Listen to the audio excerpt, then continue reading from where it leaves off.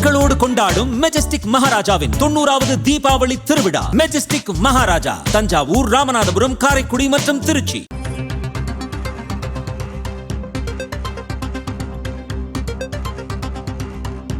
தாவேக தலைவர் விஜயின் தலைமையை ஏற்க அதிமுக பொதுச் செயலர் பழனிசாமி தயாராகிவிட்டாரா என அமமுக பொதுச் செயலர் தினகரன் கேள்வி எழுப்பியிருக்கிறார். தான் செல்லும் பரப்புரை கூட்டங்களில் தாவேக கொடி பறப்பதை பார்த்து கூட்டணிக்கான பிள்ளையார் சுழி போடப்பட்டு விட்டதாக அதிமுக பொதுச் செயலர் பழனிசாமி நாமக்கல் குமாரபாளையத்தில் நடைபெற்ற பரப்புரை கூட்டத்தின் போது பேசியிருந்தார். அதன் தொடர்ச்சியாக அதிமுக கூட்டங்களில் தாவேக கொடி பறப்பதை பார்க்க முடிந்தது. இந்த நிலையில் தற்போது எடப்பாடி பழனிசாமிக்கு அமமுக பொதுச் செயலர் தினகரன் ஒரு கேள்வியை எழுப்பியிருக்கிறார். விஜய் தலைமையை ஏற்க எடப்பாடி பழனிசாமி தயாராகிவிட்டாரா என்றும் அவர் கேள்வி எழுப்பியிருக்கிறார். விஜய் வந்தால் பாஜகவை பழனிசாமி கலற்றி விடுவார் எனவும் தினகரன் குறிப்பிட்டிருக்கிறார்.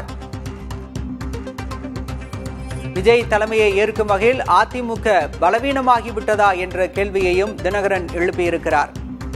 அதிமுக பாஜக கூட்டணிக்கு தாவேக வரும் என கூறப்படும் நிலையில் தற்போது அமமுக பொதுச் செயலர் தினகரன் இந்த கேள்வியை எழுப்பியிருப்பது அரசியல் முக்கியத்துவம் வாய்ந்ததாக பார்க்கப்படுகிறது.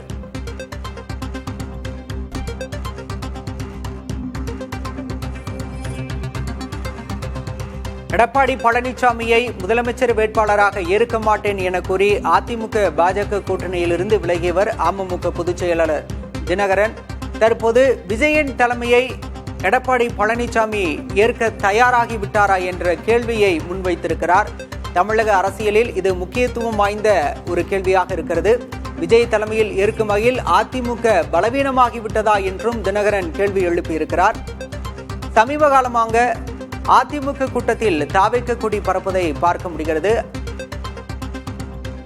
இதனை குறிப்பிட்டு அதிமுக பொதுச் செயலர் எடப்பாடி பழனிசாமி கூட்டணிக்கு பிள்ளையார் சுழி போடப்பட்டு விட்டதாக கூறியிருந்தார். அதன் தொடர்ச்சியாக அதிமுக தாவேக கூட்டணி உருவாகிறதா, அதிமுகவை நோக்கி தாவேக நகர்கிறதா என்ற கேள்வியெல்லாம் விமர்சனங்களும் சமூக வலைதளங்களிலும் பத்திரிகையாளர்களும் முன்வைத்திருந்தனர். இந்த நிலையில் அமமுக பொதுச் செயலர் தினகரன் தற்போது அதிமுகவிற்கு ஒரு கேள்வியை எழுப்பியிருக்கிறார். விஜய் வந்தால் பாஜகவை பழனிசாமி கலற்றி விடுவார் என்றும் அவர் விமர்சித்திருக்கிறார்.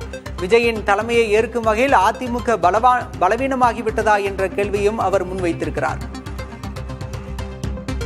செய்தியாளர்கள் சந்திப்பில் அவர் பேசியதை தற்போது பார்க்கலாம். விஜய் அவர்கள் என்ன மதுரை மாநாட்டில் கூட சொன்னார், எங்க தலைமையில தான் ஆட்சி அமையும், எங்க தலைமையை ஏற்று கூட்டணி வாங்கன்னு சொல்றாரு, மற்ற கட்சிகளுக்கு அனுப்பி விடுறாரு. அப்ப பழனிசாமி விஜய் அவர்களின் தலைமையை ஏற்று அந்த கூட்டணியில் செல்வதற்கு தயாராகிவிட்டார். அந்த அளவுக்கு எடப்பாடி பழனிசாமியுடைய கட்சி இடிஎம்கே பலவீனமாயிட்டு வர்றதுதான் காமிக்குது. ஒரு கட்சியை கூட்டணி பேசுவது, கூட்டணிக்கு அழைப்பு விடுவது என்பது வேற. அவங்க தொண்டர்கள், அவங்க கொடியை இவங்க அதிமுக தொண்டர்களை வச்சு எடப்பாடி பழனிசாமி தன் கட்சி தொண்டர்களை வைத்து அந்த கொடியை தூக்கி பிடித்து அது ஊடகங்கள்லாம் அது வெட்ட வெளிச்சமாக வந்தது. பழனிசாமி நண்பகத்தன்மையற்றவர், துரோகத்தை தவிர அவருக்கு வேற எதுவும் தெரியாது.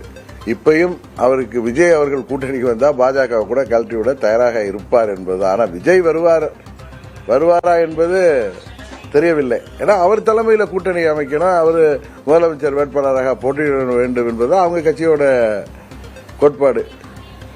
திரை உலகத்தில் இவ்வளவு உச்சபட்ச நடிகராக இருந்து நிறைய ஏர்னிங்ஸ்லாம் பெற்றுக் கொண்டிருந்த விஜய் அவர்கள் இன்றைக்கு கட்சி ஆரம்பிக்கிறாரு அப்படின்னா பழனிசாமியை முதலமைச்சர் ஆக்குவதற்காக அவர் கட்சி ஆரம்பித்திருக்கிறாரா? அந்த தொண்டர்கள் அதை ஏற்றுக்கொள்வார்களா?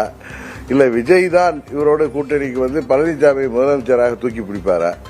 நடக்காத ஒன்றை இவர் இன்றைக்கு வெளியில அவங்க தொண்டர்களை தக்க வச்சுக்கிறதுக்கும் இன்றைக்கு அந்த கூட்டணி பலவீனமாயிட்டு இருக்கு. அது பாஜகவும் யோசிக்க வேண்டிய விஷயம்.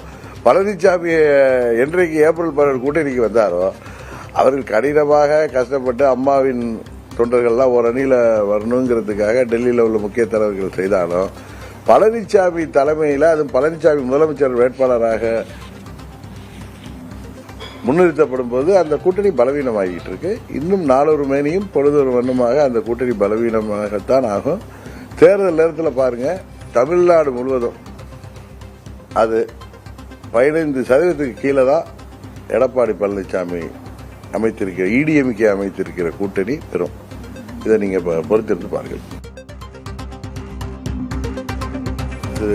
விஜய் அவர்கள் என்ன மதுரை மாநாட்டில் கூட சொன்னார், எங்க தலைமையில தான் ஆட்சி அமையும், எங்க தலைமையை ஏற்று கூட்டணி வாங்கன்னு சொல்றாரு, மற்ற கட்சிகளுக்கு அனுப்பி விடுறாரு. அப்ப பழனிசாமி விஜய் அவர்களின் தலைமையை ஏற்று அந்த கூட்டணியில் செல்வதற்கு தயாராகிவிட்டார். அந்த அளவுக்கு எடப்பாடி பழனிசாமியுடைய கட்சி EDMK பலவீனமாயிட்டு வருவதா காமிக்குது. ஒரு கட்சியை கூட்டணி பேசுவது, கூட்டணிக்கு அழைப்பு விடுவது என்பது வேற. அவங்க தொண்டர்கள், அவங்க கொடியை இவங்க அதிமுக தொண்டர்களை வச்சு எடப்பாடி பழனிசாமி தன் கட்சி தொண்டர்களை வைத்து அந்த கொடியை தூக்கி பிடித்து அது ஊடகங்கள்லாம் அது வெட்ட வெளிச்சமாக வந்தது. பழனிசாமி நண்பகத்தன்மையற்றவர், துரோகத்தை தவிர அவருக்கு வேற எதுவும் தெரியாது. இப்பயும் அவருக்கு விஜய் அவர்கள் கூட்டணிக்கு வந்தா பாஜக கூட கழட்டி விட தயாராக இருப்பார் என்பது. ஆனா விஜய் வருவாரா என்பது தெரியவில்லை. ஏன்னா அவர் தலைமையில கூட்டணி அமைக்கணும், அவர் முதலமைச்சர் வேட்பாளராக போட்டியிட வேண்டும் என்பது அவங்க கட்சியோட கோட்பாடு.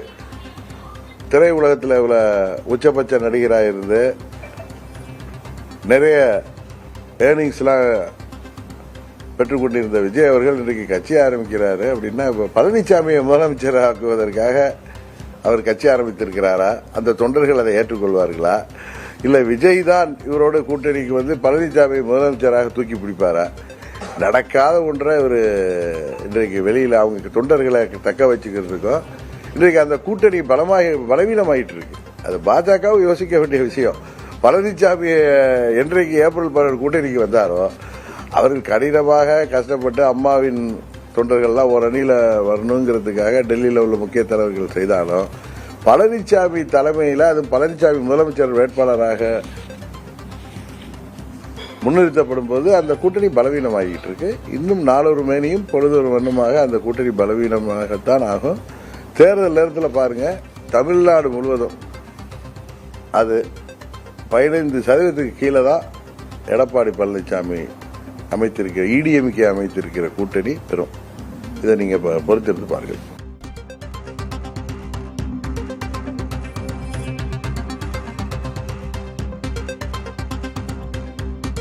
மக்களோடு கொண்டாடும் மெஜஸ்டிக் மகாராஜாவின் 90வது தீபாவளி திருவிழா. மெஜஸ்டிக் மகாராஜா தஞ்சாவூர், ராமநாதபுரம், காரைக்குடி மற்றும் திருச்சி.